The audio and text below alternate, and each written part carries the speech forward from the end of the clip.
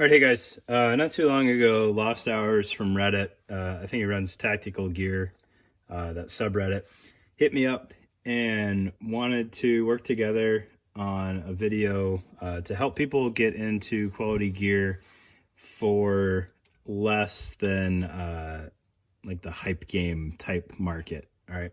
And that video is still coming, but as part of that, he sent AWS my way and we talked a little bit.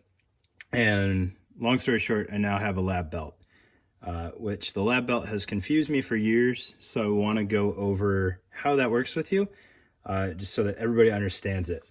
All right. So the lab belt came out about the same time as the Ronin Tactics belt, which the Ronin belt I've used for years at work is fantastic, but it's between $150 and $200 depending on how it's configured, which is a pretty steep investment for a belt. So the lab belt is kind of the other end of the spectrum. It's a super quality belt for $65, and then you can piecemeal your parts from there.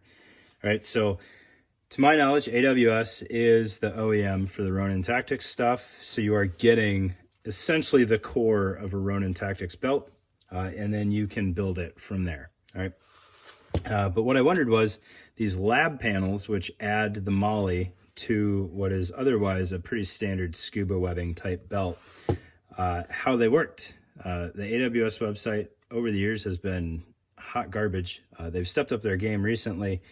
However, pictures a little lacking, and the explanation sometimes is a little lacking as well. So the lab panel itself is a 2-column MOLLE chunk that you can add onto your lab belt, and it is a sewn fixed loop. All right, I was kind of hoping when I got it, it would actually be QD, so it kind of folds over like the salt belt.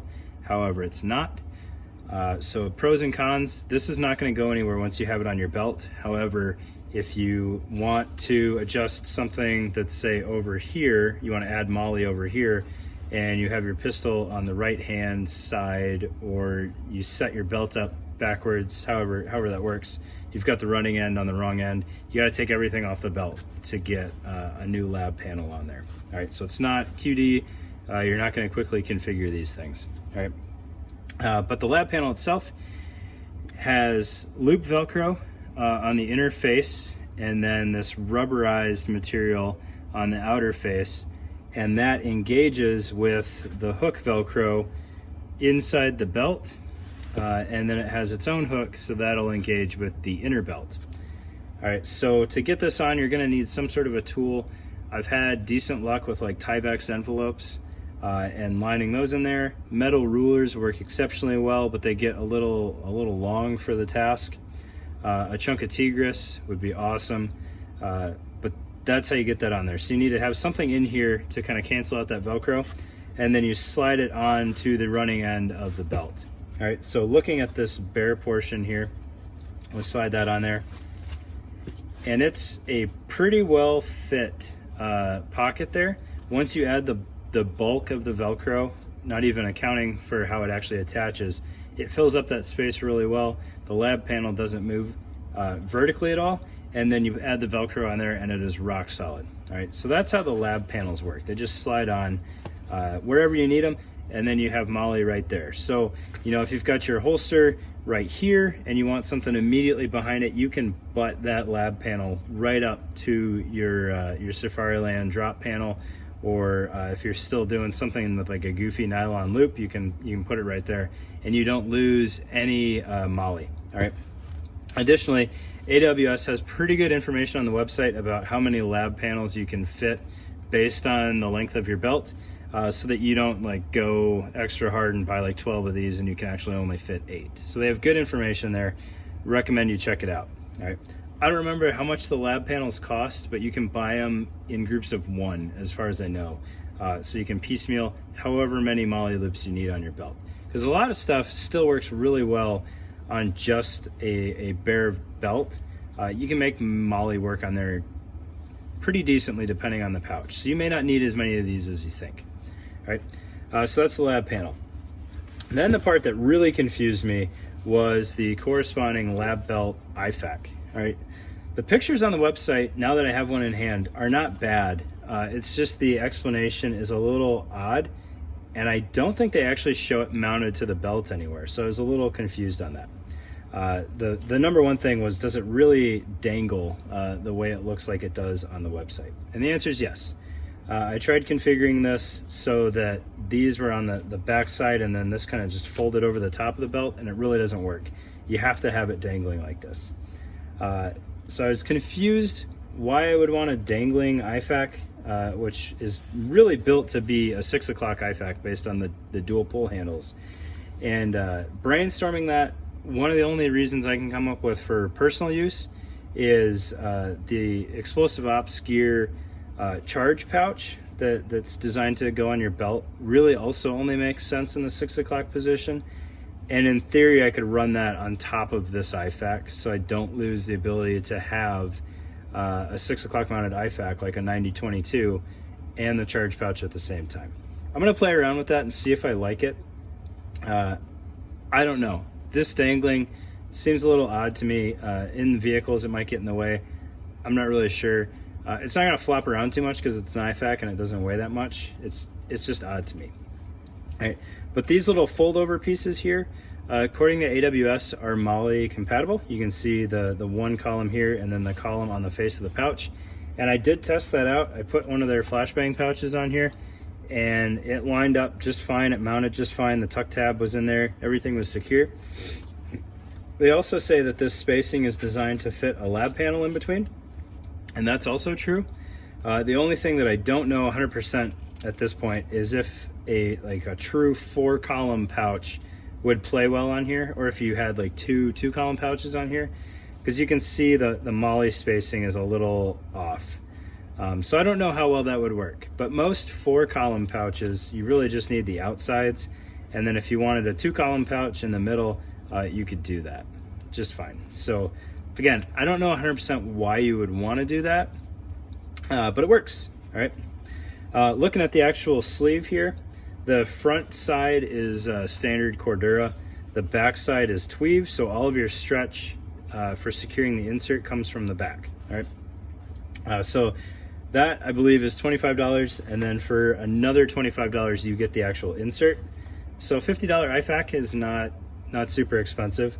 It's just a little odd that they piecemeal it that way, but you can buy multiple inserts if you want. So you can have a training insert and then an operational insert or whatever. All right, so the insert itself, if you've been around since the old ATS days or Light Fighter days, there was a trend of making like inserts like this for a 3-mag pocket. So you'd put this together, you slip it in your 3-mag pouch, and then you'd have an IFAK that's kind of vertically deployed. And if you had a vest or a chest rig mostly that had sewn in mag pouches, you could have your IFAK with pretty little drama. All right. But the way this thing's put together, it's meant to be run sideways. You can see it's got the dual pull handles there, nice rubberized pull handles with a 550 core. When we open this up, there's some give in the spacing there. So if you're in a colder climate and you've got gloves on a lot, you can pay out some slack and you can have bigger pull tabs. Or if you've got this thing really crammed full of contents and then it gets kind of bulky in the pouch, you can pay out some more pull cord so that you can grab it easily. All right, snag hazards are a thing. You can suck up as much of that length as possible, and you can have pretty minimal pull tabs there, which are more just like for feel than anything else. All right. Looking at how this is configured, it's got a Velcro closure, and then it's got 2 different elastic layouts. So in this portion, they're sewn halfway, but it's doubled elastic. All right, and the bottom one is full width, and then this side you have single full width elastic. All right, now I've played around with inserts in like this style for a long time, and you can absolutely fit a full IFAK in there, especially if you've got to take something like your emergency dressing and just kind of leave it on here and then close it over. That'll work just fine. The one thing that I do need to play around with on this a little bit more is you'll notice there's no Velcro on the face anywhere, so it is purely friction fit in this this channel here, which with nothing in it, and this is kind of a good sign that it's not tight with nothing in it, it's rather loose and it could easily slip out. as soon as you add some content to that, it's going to take up that slack and it's going to be a lot tighter. What I want to figure out is with a full IFAK, just how tight that gets. Because if we look at something like the Sumo tactical Sumo gear IFAK that I reviewed a while ago, this got really tight when I tried to put what I consider a full IFAK in there, and it was almost too hard to work. This one I think has enough slack in it that decent amount of contents with the tweave on the back, it'll still pull free fairly well. All right, so that's the really the two most confusing parts of the lab belt to me, is how the lab panels go on and then how the IFAK is made to work. These belt loops here are your standard old school belt loops where you've got two separate flaps here, both with Velcro, so that you close the outer face first and it interfaces with the hook on the inside of the belt, and then you close the back side, that interfaces with the loop, and then with the loop, and then you still have hook in there to interface with your inner belt. All right, so that's the AWS Lab Belt in a nutshell. The sizing on these is a little goofy because there's gaps in the sizing. So I think the medium, which I got, is advertised for 32 to 35, and then if you look at the large, it's like 36 to 39. So I was a little nervous. I'm a 34, and sometimes that gets a little goofy. But medium still fits me fine. I wear a medium Ronin belt. This fits exactly the same as a medium Ronin belt, so you can size it off that if you've got any experience with it. All right. Appreciate it, guys. Thanks for watching. Thanks to AWS for sending me this thing so I can take a look at it, and hopefully we'll get that other video put out soon. Thanks, guys.